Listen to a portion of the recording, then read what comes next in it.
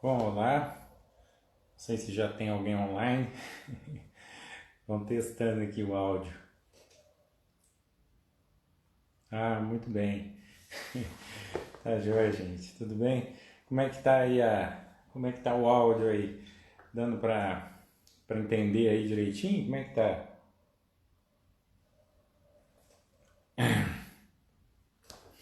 Ué, que beleza, gente. Um monte de gente aí. Eu tava pensando que a live ia ser live de mim comigo mesmo. E aí? Boa noite, gente. Boa noite, Flávio. Primeiro eu queria agradecer a você. O, Tá ótimo, né? Tá ouvindo direitinho, legal. A oportunidade aí, bacana, gente. Arthur, todo mundo aí, Ana Paula, legal, gente. É, Vamos esperar um segundinho até o pessoal acabar de fazer o login aí. Áudio e vídeo tá legal, gente? O áudio tá legal, bacana. É. Valeu, gente. Tá.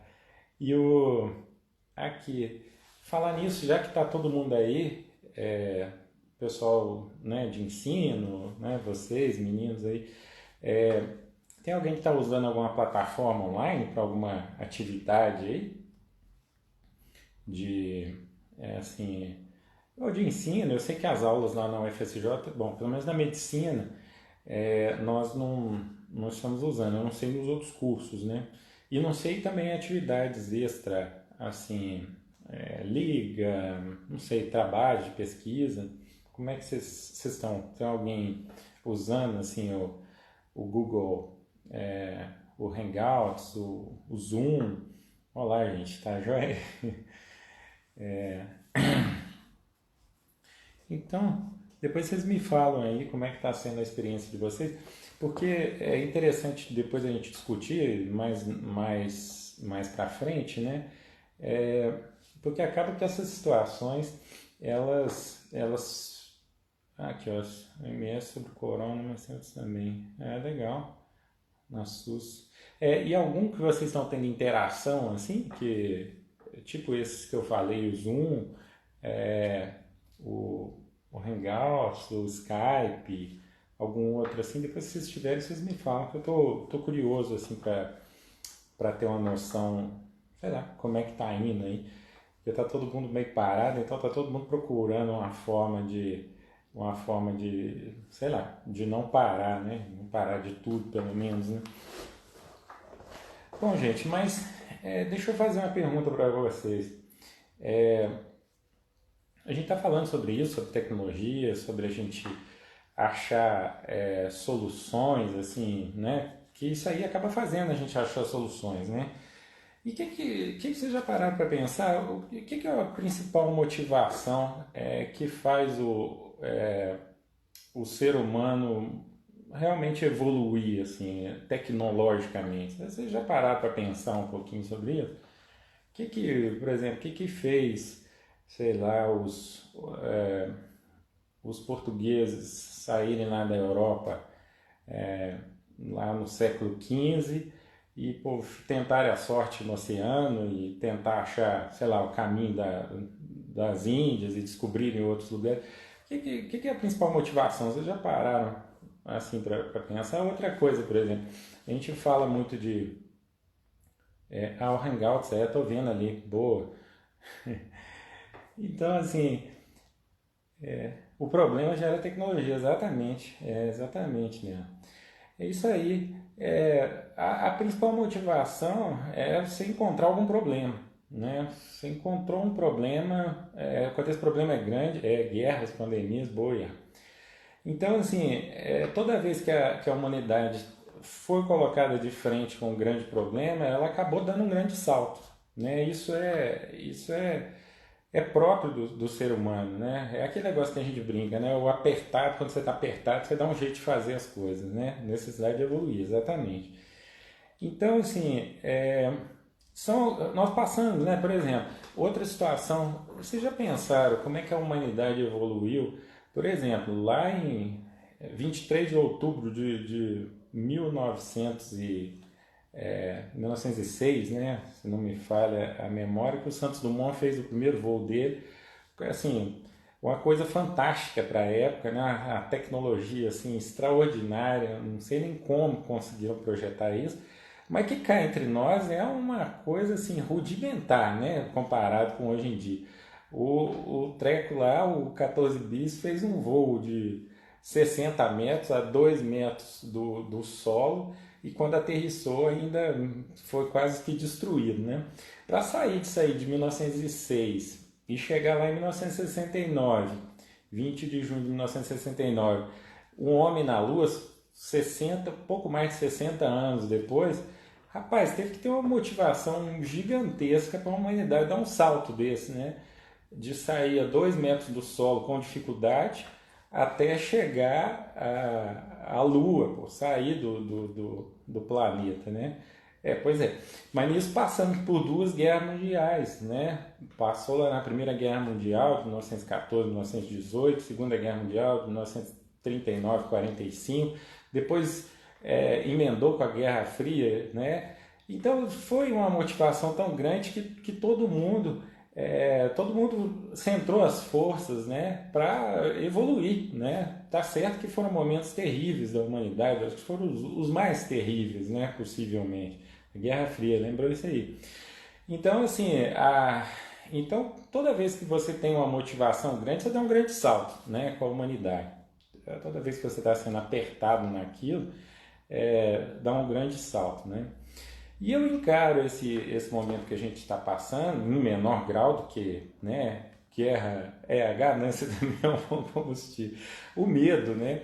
E tudo isso vai para o lado da motivação, né? Ou você tem uma motivação de conseguir alguma coisa, de conseguir dinheiro, de conseguir terras, né? No caso desse, é mesmo, pequeno passo para um homem, grande passo para a humanidade, isso aí. Então, assim, a gente está passando um momento desse, né? Você vê aqui, o Instagram lá iniciou as atividades em, sei lá, em 2010, desde 2016 que tem live, e é a primeira vez que eu faço uma live. Então, quer dizer, o que a necessidade, né, gerou, tá? E eu vejo isso, por isso que eu estava perguntando também para vocês das plataformas, porque eu vejo, a gente fica mais acomodado, né? Acomodado, isso é natural, né? Você está confortável, você não quer sair daquele ponto. Mas eu vejo também com as plataformas de ensino, tá todo mundo procurando plataformas, e assim, formas de você continuar tocando a vida, né? Então, esse é um momento que, na minha opinião, vai fazer evoluir, né? A partir de agora vai estar sempre na minha cabeça, na sua, né, de todo mundo usar uma plataforma, usar uma live, usar, né? Primeira vez também, né? Bacana, Leandro. Então, assim, é por isso que eu quis lembrar desses momentos históricos, né?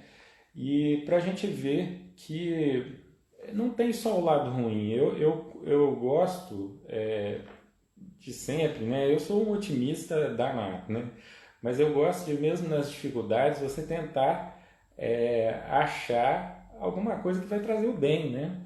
Então, assim, esse é um momento. Então, por isso que eu quis sugerir da gente trazer essa discussão da tecnologia na medicina, porque, no meu ponto de vista, vão ser dados passos grandes agora. Estão sendo dados, né? Passos grandes. Então, assim, agora vamos falar da experiência da radiologia, né? O raio-x descoberto lá em 1895 pelo William Röntgen, ficava várias décadas só com o raio-x, né? Aí lá na década de 1970 mais ou menos foram começando a ser introduzidos os aparelhos de tomografia, de ressonância e tal. Pois é, você está falando ali, depois eu vou voltar nisso no lado negativo, né? Mas assim, então a radiologia passou muito tempo centrada só no raio-x, depois foram novos exames, ressonância, tomografia, ultrassom e tal, e aí essas novas tecnologias, principalmente, são tecnologias ligadas à computação, né? E aí, nessa primeira década agora do século XXI, é que se passou a disponibilizar mesmo as imagens de forma digital, né? DICOM. Aí teve o primeiro boom assim da radiologia, né? Que foi a teleradiologia, o primeiro boom que eu digo de avanço assim à distância, né? Porque hoje você vê que tem se falado muito em telemedicina e tal, mas a teleradiologia foi regulamentada aqui no Brasil em 2009, tá? A resolução do CFM número 2107/14, né? Que, aliás, em 2009, e essa resolução é de 2014 que reformulou, né? Então, quando chegou nessa época, eu já era radiologista, já tinha um tempo, a gente ficou com medo, né? Porque, pô, como é que é a teleradiologia? Um serviço de radiologia lá, seja de onde ele for, de qualquer canto do país ou do mundo, gera as imagens, né? Lá, por exemplo, da tomografia, fiz uma tomografia de crânio lá e pode mandar para qualquer pessoa interpretar. Aí a primeira coisa que me veio à cabeça, eu falei, pô, ferrou, vão diminuir os empregos, realmente vai ser assim, vão ter alguns grupos que vão, né, pegar essa fatia do mercado e aí ferrou, né? Então, assim, foi a primeira preocupação de todo mundo. E eu acredito que seja a mesma preocupação agora, por exemplo, no final aqui nós vamos falar um pouco sobre inteligência artificial, deep learning, porque muita gente me pergunta aqui no Instagram e tal, quer dizer, aqui não, lá no Estudos Radiológicos, né? A radiologia vai acabar com a inteligência artificial e tal, todo mundo preocupado. Até pouco tempo atrás a radiologia, pelo menos eu via lá na universidade, um monte de gente querendo fazer radiologia. Aí depois da inteligência artificial, ninguém quer mais radiologia, né? Fala assim, não, esse treco aí vai acabar, né? Depois nós vamos trocar umas ideias sobre isso, para vocês verem o que eu penso sobre isso, e vocês também me deem a opinião aí. Mas o fato é que é o seguinte, voltando aí para a teleradiologia. Aí a teleradiologia chegou e deu essa preocupação em todo mundo, não foi em mim não, foi em todo mundo. E eu vejo que essa é uma preocupação, e realmente é uma preocupação que tem fundamento, mas é uma preocupação que não foi da agora, né? Por exemplo, na Revolução Industrial, né? Iniciou lá por volta dos anos 1760, lá na Inglaterra e tal, mudou muito foi uma mudança assim, gigantesca de parâmetros, né?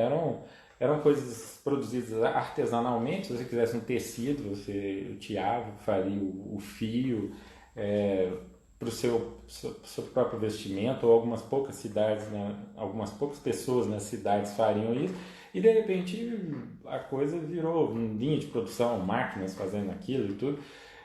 Então, assim, por muito tempo realmente teve pessoas que, né, perderam aquele afazer deles lá, mas a gente vê que um tempo depois de muito conflito e tudo mais, tudo se estabilizou. Aquelas pessoas que eram, sei lá, artesãs, elas foram acabando em outras atividades ou atividades paralelas e tal, e a coisa com o tempo acaba se acomodando mesmo, né?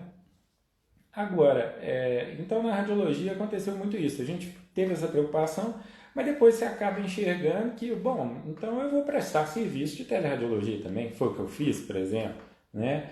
Então a minha clínica também presta serviço. Então eles me mandam, né? Vamos dizer assim, o que eu perdi, o mercado de trabalho perdido aqui na cidade, vamos dizer, eu ganho de outros locais. Então você acaba se acomodando as coisas, né?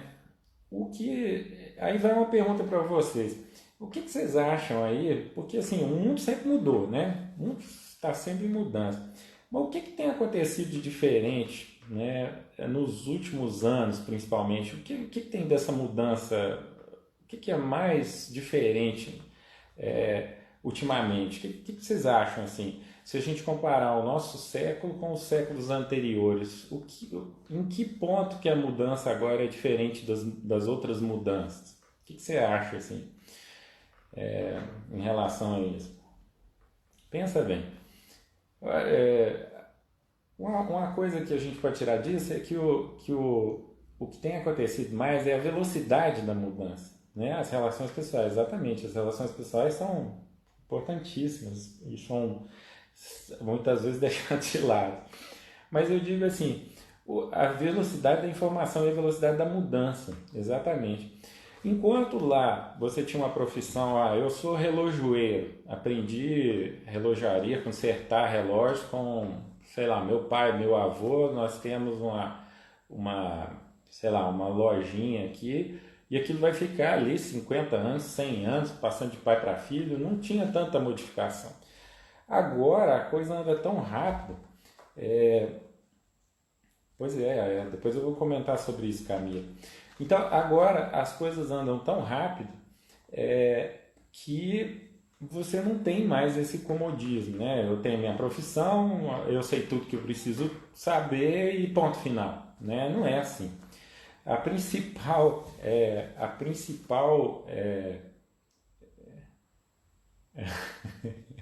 pois é, tô vendo ali o Iago.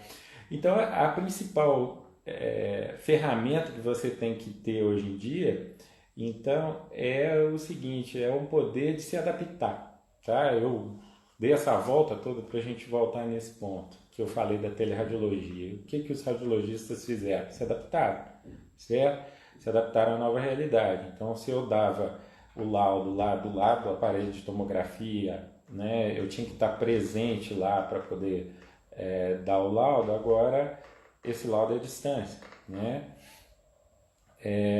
Então, a maior capacidade que o profissional tem que ter hoje em dia é a capacidade de se adaptar, né? Então, você conseguindo se moldar a uma nova realidade, né? Achar os novos caminhos é o principal, né? Então, é isso que a gente vai ter que fazer, principalmente, e é isso que a gente vai ter que fazer com a inteligência artificial, tá certo? Porque agora, chegando lá no ponto que o pessoal às vezes me perguntava, né? Pô, a radiologia vai acabar? É muito difícil a gente prever, como as coisas acontecem muito rápido, qualquer previsão é uma chance enorme de errar. Mas assim, é verdade, isso aí que vocês estão colocando, tantos estudos em tão pouco tempo, nós vamos chegar lá. Isso é muito benéfico, né? E estudos abertos, né? A gente vê isso. Mas então, agora voltando para a inteligência artificial, o que vocês acham na inteligência artificial? Por onde deve ter começado a inteligência artificial? Onde que ela deve estar, assim, ter iniciado e estar um pouco mais avançado na medicina? Qual especialidade, qual área? O que vocês acham? Vocês me dão a opinião aí de vocês. Pois é, Arthur, gostei da sua opinião aí, é verdade. Não tem necessidade de ser realizado presencialmente, exato. Muito bem. E o que vocês acham então, gente? O que vocês acham aí? Neurologia, boa. Neurologia, tá. O que mais? O que vocês acham aí? Que áreas da medicina aí que podem estar? Ô Flávio, tá bom? Neurocirurgia, boa, tudo bem. Tá avançado, tudo bem. Agora, e na área de imagem? Imagem e medicina não é só a radiologia e diagnóstico por imagem. O que vocês acham aí? Baseado em sintomatologia, Iago. Depois eu vou falar desses. Saúde mental também é uma boa, mas. Gente, olha só, porque a gente pensa muito na radiologia, né? A radiologia tá assim, tipo top list aí da inteligência artificial, né? Mas na verdade é o seguinte, a gente tem um avanço muito grande e se iniciou muito com retinopatia diabética. Pensa bem, se você tem se você tem um software, se você tem algum algoritmo aí de deep learning, machine learning, que avalia imagens. É muito mais fácil você avaliar uma imagem, né, uma imagem única, como por exemplo da retina, ou em dermatologia, que você avalia uma lesão cutânea, que é uma foto, do que em radiologia, a radiologia, por exemplo, um exame de tomografia de abdômen ou de abdômen tórax, leva aí, tem 800 imagens, 900 imagens. Então, assim, para você processar isso, você tem que ter muito mais, assim, um volume de dados muito grande, você precisa realmente de uma complexidade maior, né? Então, assim, isso aí foi iniciado, ó, retinopatia diabética, dermatologia, tá? Estão bem avançados. Anatomopatologia, certo? Você avaliar tecido, né? Cortes teciduais, tá? Já temos alguns softwares também que leem traçados de eletrocardiograma, né? Então isso aí são áreas que realmente estão avançadas. Agora na radiologia realmente já evoluiu também.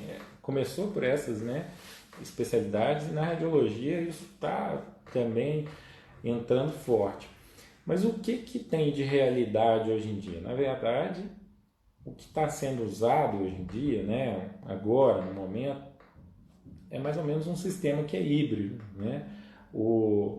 A inteligência artificial está, por exemplo, ajudando a detectar algumas alterações, aquelas alterações, vamos dizer assim, coloca uma tomografia lá do tórax, o software já detecta onde tem nódulo, realça aquele nódulo e aí o humano vem e interpreta aquilo, tá? Então, é mais ou menos assim, tem muitos sistemas que são híbridos, ou em mamografia, por exemplo, o software pode achar, por exemplo, as microcalcificações, tá? E realçar aquilo ali para o radiologista interpretar, tá? Claro que eles já estão sendo programados, né?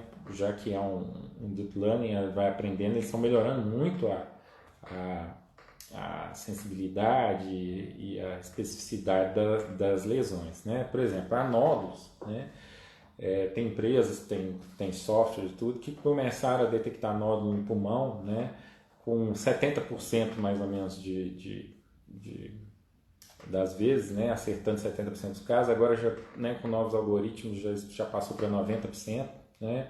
Já tem um software de radiologia que, por exemplo, classifica a idade óssea, né? A idade óssea a gente usa, um padrão comparativo, né? Você compara lá o raio-x da mão lá do menininho, que você quer ver a idade óssea, com os padrões, e o software faz isso muito bem, né? Ele consegue dar a idade óssea assim com muita definição, assim com muita precisão, né? Outra coisa que o software faz muito bem em radiologia, né, é quantificação, por exemplo, segmento de um nódulo. Você tem um nódulo no pulmão e você quer acompanhar o nódulo. Aí você precisa determinar o volume do nódulo, o tamanho do nódulo e comparar com os exames anteriores. O software faz isso melhor que o ser humano, consegue calcular melhor o volume, ver se ele está evoluindo, se está regredindo ou não, né? Então, assim, ele vem trazendo muito recurso, né? E que por enquanto, né, não sei em quanto tempo, está sendo paralelo. Estão aplicando no sistema nervoso central? Isso, é verdade. Estão aplicando sim. Inclusive tem alguns softwares, a pergunta ali se está aplicando em tumores do sistema nervoso central, que conseguem determinar também o prognóstico ali com a precisão até relativamente boa. Há quanto tempo mais ou menos tem de sobrevida, de acordo com a evolução daquele nódulo e tal, realmente tem. Então a radiologia, então, gente, retornando aqui, está usando por enquanto um sistema híbrido, né? O software detecta, né? E a gente interpreta. Tem uns que são fantásticos, por exemplo, tem uma empresa israelense chamada IDOC, né? A IDOC, que tem softwares, por exemplo, que ficam no sistema do hospital, que toda vez que tem a tomografia de crânio, de urgência e tudo, ele consegue detectar sangue, tá certo? Então, se aquelas tomografias, um lugar que tem muito volume, por exemplo, de tomografia, aquelas tomografias acabam ficando à espera de alguém ir lá e avaliar, né? Então ele pega e passa na frente essas que têm sangramento, essas que têm hemorragia, né? Então Então, assim, já tem software para isso também, para detectar, por exemplo, fraturas cervicais em paciente pós-traumatizado, né? Então, assim, passa na frente aquilo, joga aquilo já para o radiologista, ser o primeiro caso para ele avaliar. Então, assim, está sendo muito, muito útil, né? Agora, por exemplo, lá em Wuhan, tem uma empresa que chama Infervision, que já está colocado lá no Deep Learning, lá no aprendizado lá do software de Deep Learning, os aspectos lá de vidro fosco e tal da Covid-19, e ele já está fazendo essa triagem, né? Aqueles que têm um aspecto característico, eles já detectam, né? E já estão lá para diagnóstico, né? Então, assim, tem uma evolução muito grande. Agora, isso pode acabar com a especialidade? É um pouco difícil prever, mas muito provavelmente não, pelo menos em curto prazo, tá? E não é exclusivamente da radiologia, né? Como nós falamos, dermatologia, oftalmologia, qualquer área, clínica, médica, tá? Tudo os softwares vão entrar. Tem como a gente impedir? Não tem. É bom impedir? Não, porque é evolução natural, né? Agora, o que acontece, por exemplo, vamos falar da radiologia. A radiologia, só uma pequena parte do tempo é laudo, né? Pode parecer que a radiologia é só laudo, não, mas a radiologia não. A radiologia é muita discussão de casos clínicos, levantamento de dados em prontuários, procedimentos, né? Procedimentos, esperando que não acabe, não vai acabar, com certeza. Procedimentos, por exemplo, a radiologia tem muito hoje em dia, a radiologia intervencionista, então você consegue clipar o aneurisma através, né, endovascular, né, através da radiologia intervencionista, tratar tumores, embolizar tumores, né, endovascular, também na radiologia intervencionista. O radiologista tem muitas horas que ele trabalha, por exemplo, com punções, biópsias, ultrassom é um método que precisa, né, é presencial, qualquer exame de ultrassom, né. Então, assim, pode ser que diminua, sim, o trabalho do radiologista nos laudos, mas as outras áreas estão aí, essas áreas vão crescer, e muito provavelmente isso vai acontecer em todas as especialidades. Pode ser que o dermatologista realmente... depois eu vou responder, Luiz. Então, pode ser que o dermatologista tenha menos, né, que cada vez menos, que diagnosticar uma lesão de pele, porque o software já vai fazer isso, mas o dermatologista vai ter que tratar essas lesões, vai ter procedimentos, né? Então ele vai sempre se recolocar, tá? Esse medo é fundamentado, é igual a gente falou. Quando chegou, por exemplo, a teleradiologia, todo mundo, opa, tá. Aí depois nós vimos que a gente pode prestar serviço para teleradiologia. Tudo bem que não equiparou, mas ok. Agora, você tem que saber se moldar, se recolocar. A Luísa estava me perguntando se os softwares, né, já estão amplamente assim, disponíveis. Não, não estão. Certo? Por exemplo, aqui em Divinópolis eu nunca vi usar esses softwares, exceto de mamografia. Né? Por exemplo, na mamografia não é bem um software de inteligência artificial, mas ele, por exemplo, você tem que olhar todo o campo lá da mama, né, dentro do monitor e tal, e você tem que, uma das coisas que a gente faz é magnificar, ou seja, ampliar bem para você tentar procurar microcalcificações que são décimos de milímetros. Então, se você acabou de olhar e vai passar para uma outra tela ou para outra mama, o software te avisa, olha, você não olhou a tal região da mama, né?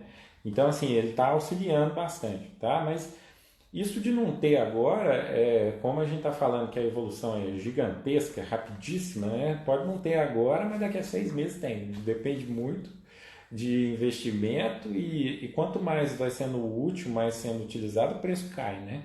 Então, assim... Agora, falando disso, gente, vocês já pararam para pensar também como é que esses softwares, né? Esses softwares aprendem, né?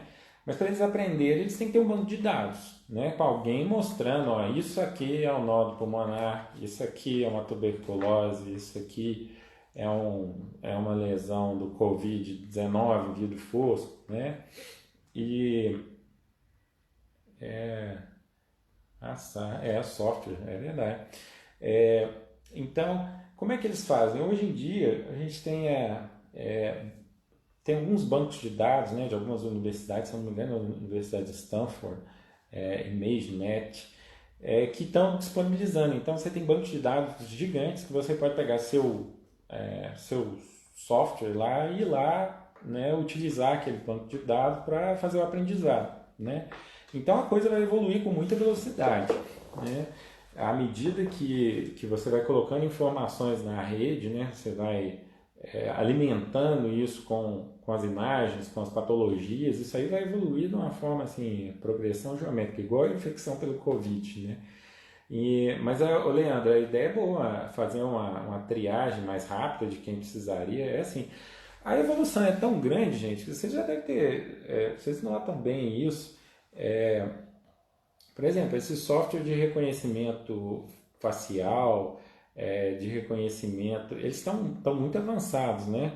Por exemplo, tem softwares que já são capazes, pelo menos em tese, de administrar uma loja, fazer um reconhecimento facial dos clientes que entraram, os produtos que pegaram, poderia ser possível que cobrasse esses produtos, né? Imagina isso sendo usado num hospital, por exemplo, né? Isso aí sendo usado num hospital, reconheceu sua face, já sabe qual convênio que você tem, já te coloca lá na espera já e daqui a pouco chama seu nome, sabe seu tempo de permanência lá, sabe por quem você foi atendido, né? Pode melhorar os gargalos, ó, aquela sala ali está demorando muito, aquele atendimento ali está demorando demais. Então, isso assim, vai ser uma mudança muito grande. A gente precisa isso, tentar se adaptar o melhor possível, né? E eu vejo, por exemplo, eu fico às vezes reparando, fico às vezes viajando nisso, né? Eu fui no supermercado esses dias, aí, coisa que eu quase não faço, né? Mas eu fui. Aí eu me lembro que quem pegava o ticket do estacionamento era um humano. Não, agora em lugar nenhum você vai mais alguém pegando o ticket, é uma máquina, né? Na hora que eu saí para pagar também no caixa, já tinha um caixa lá que era self-service. Você passa lá o código de barra e vai embora. Que primeira coisa que me passou na cabeça? Só o desemprego aí, né? Mas é aquilo que a gente falou, pode ser desemprego por um lado, mas que pode ser compensado por outro, né? Às vezes as pessoas que ficarem ali naquele trabalho repetitivo, às vezes vão ser as pessoas que estão, sei lá, dando manutenção do equipamento mais para frente, ou não sei, se reposicionam no mercado. Então, é isso que eu quero bater bem na tecla aqui. Você tem que ser muito maleável hoje em dia, né? Você tem que saber mudar sempre que for preciso, saber aprender coisas novas sempre que possível, porque como não dá para prever, a gente não sabe para que lado que tem que ir. Então, já que não sabe para que lado que tem que ir, é bom que a gente saiba um pouco de tudo, que se precisar ir naquela direção, você só direciona seus esforços naquela direção. Então, é isso que eu queria também que assim, vocês raciocinassem nesse sentido, né? Eu não sei quem que foi que comentou aqui, deixa eu ver aqui, mas não dá para eles encaminhados automaticamente. É verdade, Iago. O Iago está dando a sugestão ali dos exames laudados serem encaminhados automaticamente para o banco de dados. Aí eu queria levantar isso aqui. O que vocês veem de problema, gente? Pensa comigo aqui. Quais os problemas? Me cita aí alguns problemas do uso da inteligência artificial nisso aí, nos exames de imagem. O que vocês acham que pode gerar aí de problema? Pensa em alguma coisa assim, porque tudo nessa vida tem um lado bom, mas tem um lado ruim. Não, assim, eu não conheço, né? Pois é, bacana, Leandro, isso aí, né? Isso aí, então, se reposicionando, tá? A primeiro momento isso pode gerar desemprego, pode gerar conflito, várias coisas, mas num segundo momento, se a pessoa souber se recolocar, né? Ok. Pensa aí, gente, o que é assim? Falta de subjetividade na relação médico-paciente. Um problema que eu acho também verdade, é verdade. Um problema que eu acho também é essa falta desse contato humano na medicina é muito ruim, porque o que a gente vê com os pacientes muitas vezes é que a gente não pode de forma alguma segmentar o físico do mental, né? O que a gente vê muitos pacientes precisando mais de alguém que consiga explicar para ele melhor, do calor humano, vamos dizer assim, né? De alguém ali para realmente mostrar quais são os problemas, quais são as opções, ouvir a pessoa, né? Trocar ideias. Isso aí não vai ser substituído assim tão cedo, né? Isso é uma parte que não vai ser substituída praticamente nunca, né? Deixa eu ver assim, é, a dificuldade do software em associar com a clínica é uma limitação, realmente é uma limitação. Não é tão grande, depois a gente vai ver aqui mais para frente que a gente já tem uns softwares que são bons de clínica também, tá? Mas é uma coisa. Agora, você imagina, olha só, a gente estava falando lá que para um software aprender, ele tem que ter acesso a um banco de dados, né? Então, para o meu software de radiologia aprender, ele tem que ter acesso lá à ressonância, à tomografia. É verdade, também concordo com isso. Então, aqui, voltando. Então, se você tem um banco de dados, né, a primeira coisa que está batendo agora com problema em alguns países do mundo são a privacidade. Né? Você tem ali dados que são, a princípio, privativos do doente e do médico que tá assistindo ele. Né? Isso aí num banco de dados enorme, com acesso a software do mundo inteiro, do planeta inteiro, você tem um problema de privacidade, tá? Que inclusive está sendo um problema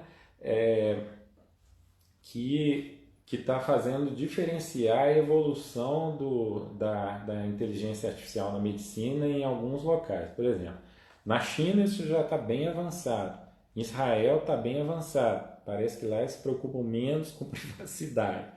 Agora na Europa não, aí a rédea está puxada, já está mais difícil, segundo os relatos que a gente vê, por conta disso, né? A privacidade é um dos problemas que está limitando ali, tá? Mas é igual a gente falou desde o início, que você tem que pesar os prós e contras. Sempre uma coisa vão ter dois lados, vão ter benefícios, mas vão ter possíveis malefícios. Mas para você usar, você tem que ter mais benefícios que malefícios, né? Esbarramos aí na ética, exatamente, exatamente. E outra coisa, gente, agora eu uso um software para fazer diagnósticos, né? Assim, sim, já. O machine learning é algo que vai, isso mesmo, proteção de dados, sim, proteção de dados pode atrasar com isso, eu também concordo, é isso mesmo. Tá? Agora, é isso que eu estou falando, até que ponto vale a pena você atrasar, até que ponto não, quanto que pode, quanto que não, tá? Porque a evolução, né, é aquela coisa, pesar risco-benefício, né? Risco-benefício. Se o benefício for gigantesco e o risco for baixo, compensa. Agora, se o risco for alto, o benefício nem tão grande, opa, peraí, vamos ver. Né? Agora, outra coisa, aí você usa um software para fazer diagnóstico, tá certo? Para propor condutas, tá? E esse software, mesmo que tenha um humano interpretando junto, ele está sendo influenciado, o humano está sendo influenciado pelo software. E aí tem um erro ali, tá? O diagnóstico está errado, o tratamento está errado. E como é que fica a responsabilidade médico legal? E aí? É do médico? É da empresa, do software? É do, sei lá, do algoritmo? Então, assim,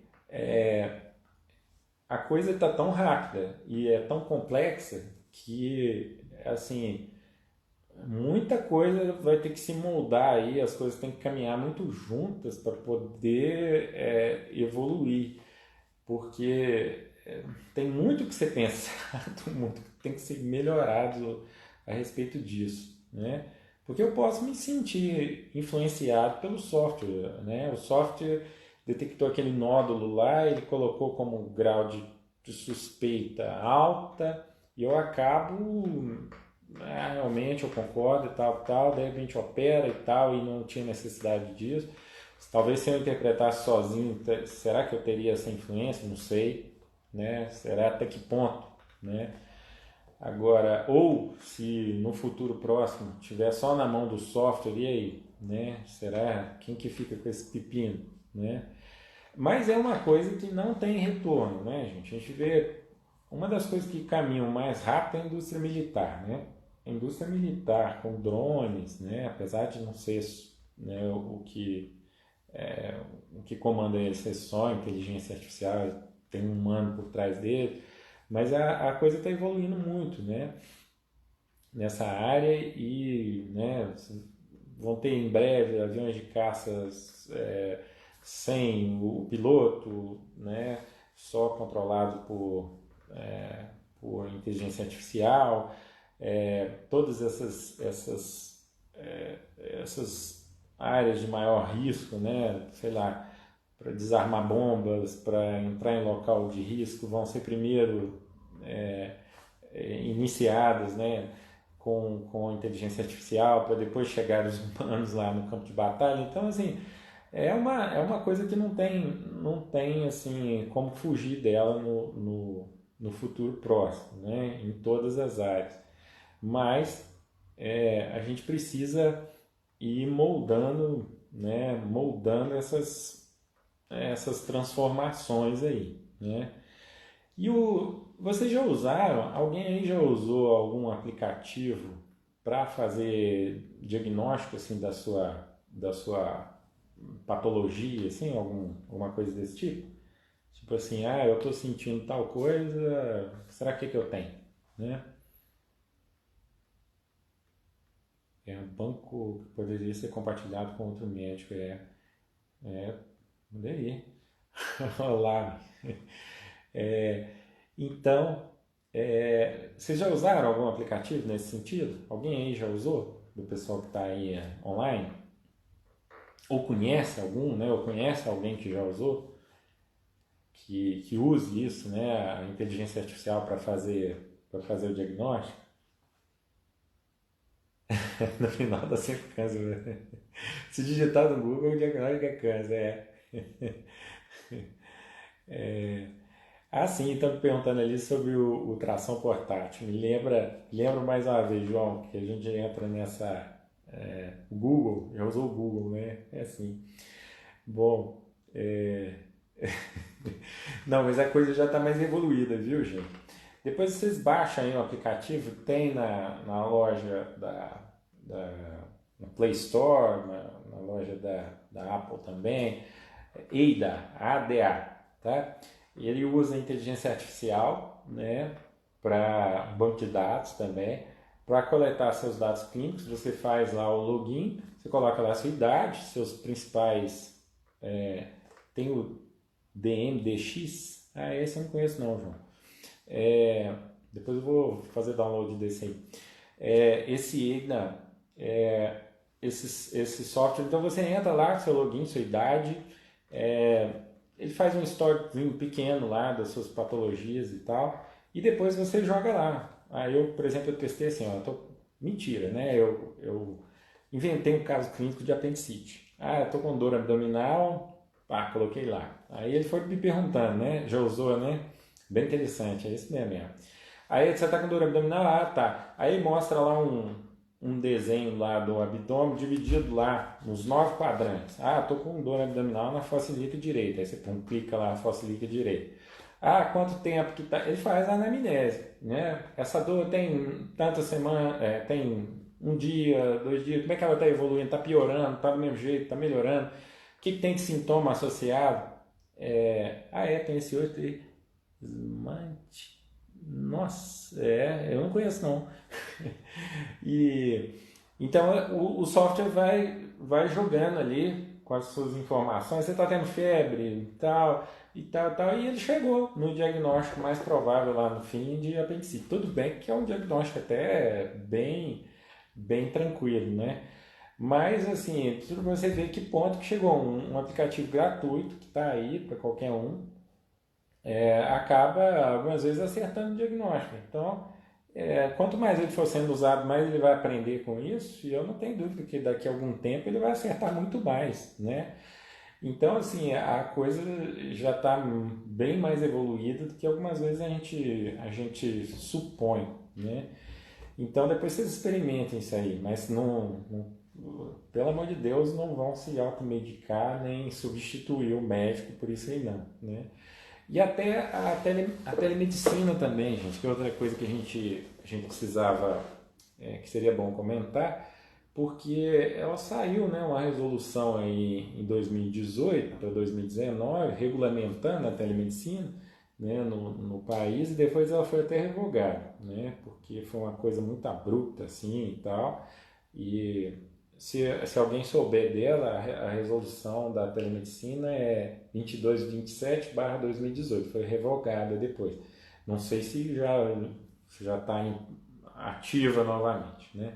Mas, então, assim, é algo que é possível que esteja funcionando aí nos próximos tempos, ainda mais que é aquilo que a gente conversou desde o início. Essa pandemia está sendo um catalisador para tecnologias, né? A gente viu que precisa usar bastante tecnologia na medicina, no ensino, etc. Então, isso pode fazer com que essa regulamentação saia até antes do esperado, né?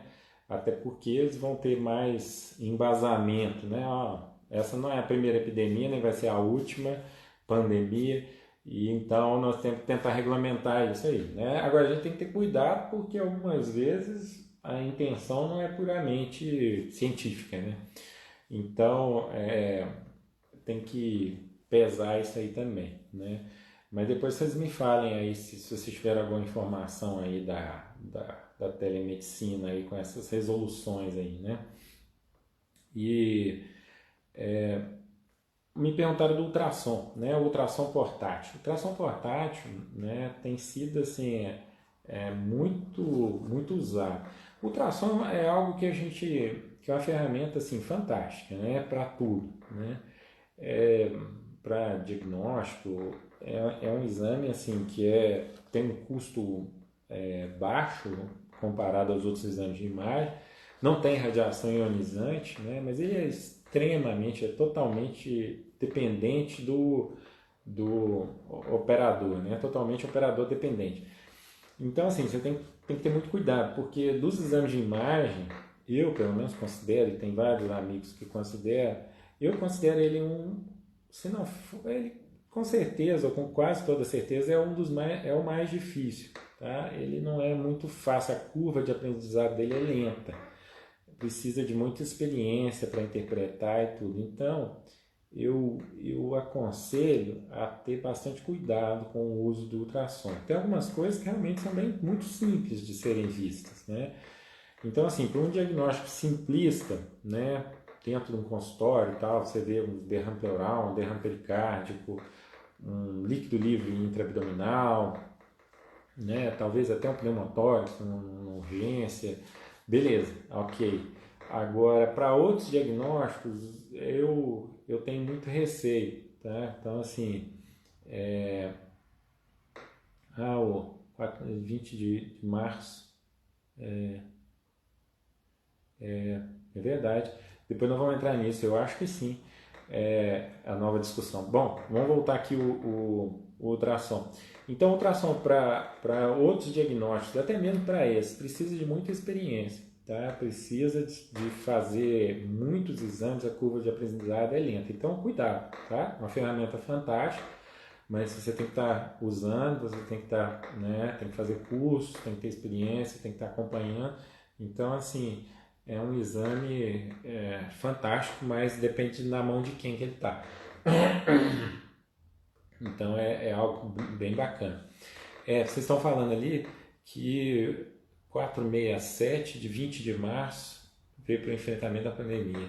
É, eu acho, eu acho que vai voltar muito forte o uso da telemedicina, Dificuldade de padronização do ultrassom. Tem sim, Camila. O ultrassom é isso, tem uma dificuldade de padronização e tem uma curva de aprendizado lenta que precisa que você veja muitos casos para realmente você não dar alguns diagnósticos assim horríveis que algumas vezes a gente acaba vendo, infelizmente, né?